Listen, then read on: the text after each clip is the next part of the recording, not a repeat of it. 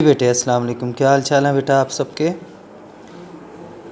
ले बेटा, कल हमने better sanitary condition using scientific method के अंदर हम पढ़ रहे थे। तो इसमें यह आएगा, a century go it was common practice in many cities to bring water by the bucketful for household use. इसमें बेटा ये बताया गया है कि एक सदी पहले एक आम सा अमल था कि घरों के इस्तेमाल के लिए जो पानी है वो बाल्टियों में, बकेटफुल बाल्टियों में भरकर दूर दराज से लाया जाता था। ठीक है जी, considerable distance from the well to home, कुओं से दूर दराज से भरकर घर तक लाया जाता था। It was therefore use very sparingly. Sparingly का मतलब होता है बहुत कम, थोड़ी तादाद में, कफ़ायत शुआरी से, कंजूसी से उसको इस्तेमाल करते थे वहाँ पे, फॉर बाथिंग, नहाने के लिए, एंड क्लीनिंग पर्पज़ वगैरह।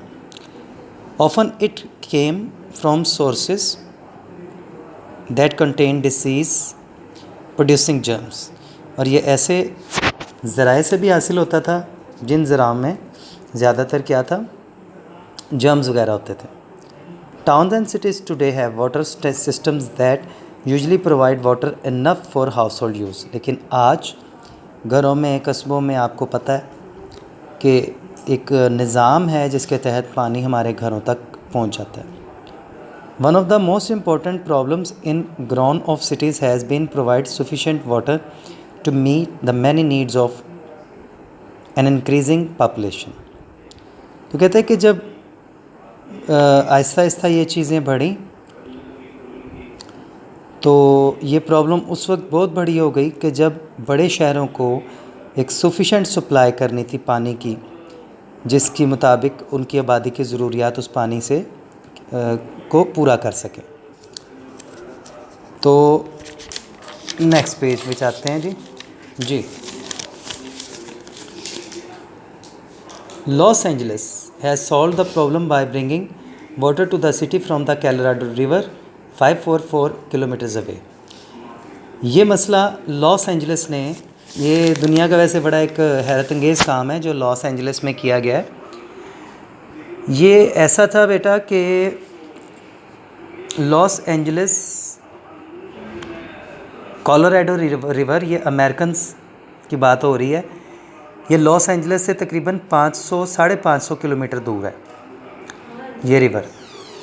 तो ये रिवर 550 किलोमीटर दूर है जी। ठीक है, अब 550 किलोमीटर दूरी का मतलब ये है कि जैसे यहाँ पर इसे आप कह लें इस्लामाबाद, या उससे भी थोड़ा आगे कह लें मरी कह लें। अब मरी जितना दूर हो और वहाँ से पाइपों के ज़रिए से पानी को शहर तक लाया गया, कैरिड थ्रू पाइपलाइंस और एक्वाडक्ट। एक्वाडक्ट कहते हैं ज़ेरे ज़मीन पानी का एक गुज़रगाह। ठीक है जी। 1,000 billion litres of water are delivered to the district daily. ठीक है जी, कोलोराडो रिवर से 544 किलोमीटर 544 किलोमीटर दूर लॉस एंजलिस सिटी को पानी दिया जाता है जी आजकल।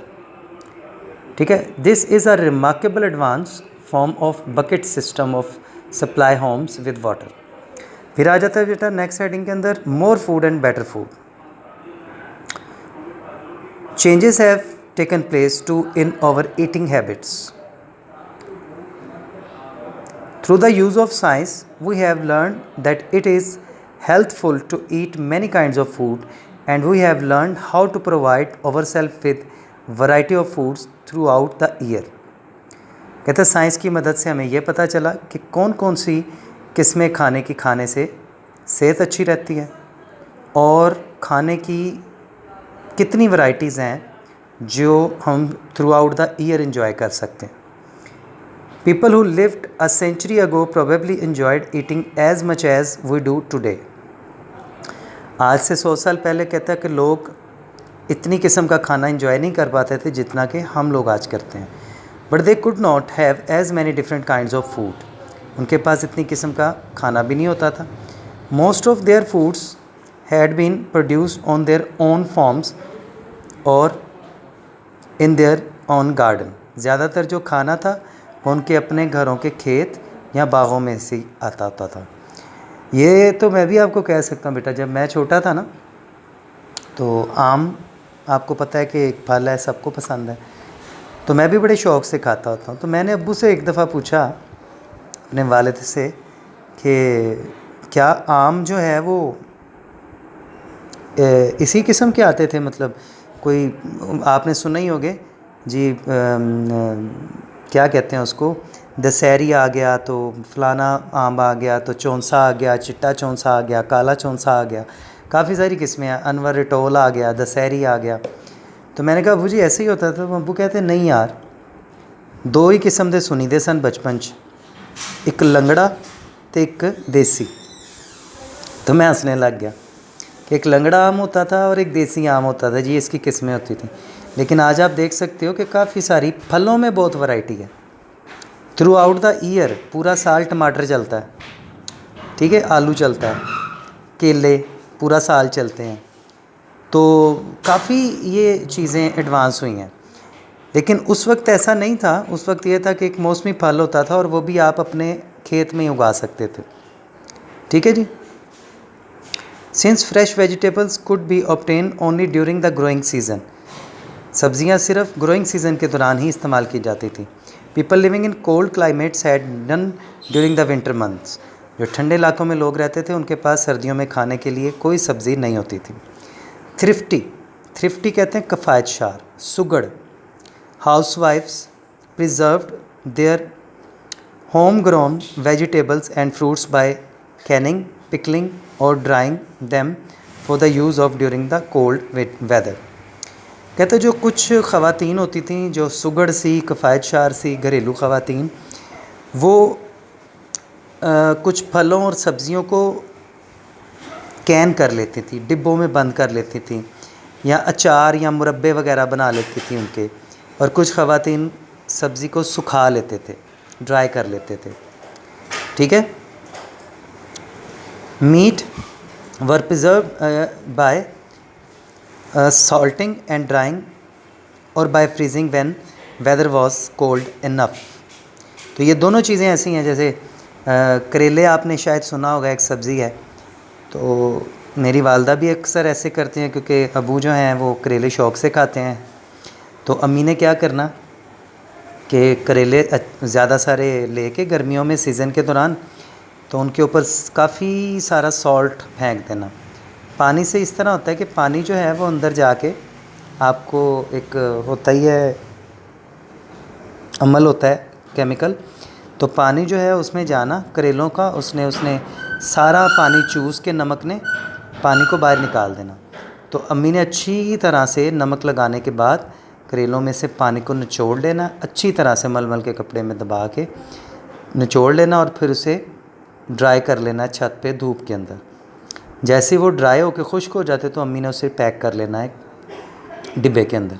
तो फिर वो सर्दियों में वो करेले इस्तेमाल करने पकाने के लिए। तो इसी तरह मीट, ये जितने भी आप कोयटा बलूचिस्तान की तरफ जाएं ठंडे इलाकों में, तो वहाँ पे अक्सर ऐसे होता है कि गर्मियों में जैसे सर्दी आनी शुरू होती है तो लोग बकरे को ज़िबा करते हैं और गोश्त को स्टोर कर लेते हैं सर्दियों के लिए। तो वो कहता है इस तरीके से अक्सर होता है जी। ये पुराने तरीके थे, ठीक है जी।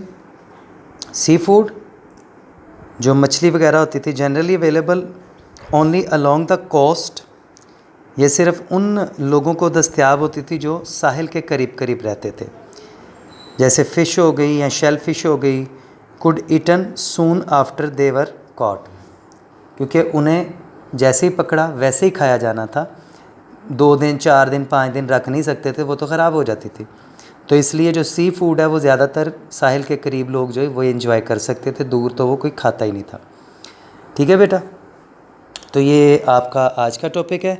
इसके साथ आपको पता होगा कि मैंने आपको कल साथ में आज याद करने के लिए दिए हैं 10 लफ्ज़, उनको ईडियम्स कहते हैं, ठीक है। तो वो मैंने थोड़ा सा आपको गाइड किया था, तो वो 10-10 करके आपने तैयार करने हैं। जब वो 50 हो जाएंगे तो मैं इंशाल्लाह उसका टेस्ट लूँगा, तब तक ये चैप्टर भी ख़त्म हो जाएगा और इसका और उसका टेस्ट इंशाल्लाह इकट्ठा ही हो जाएगा आपका। ओके बेटे, अल्लाह हाफिज़।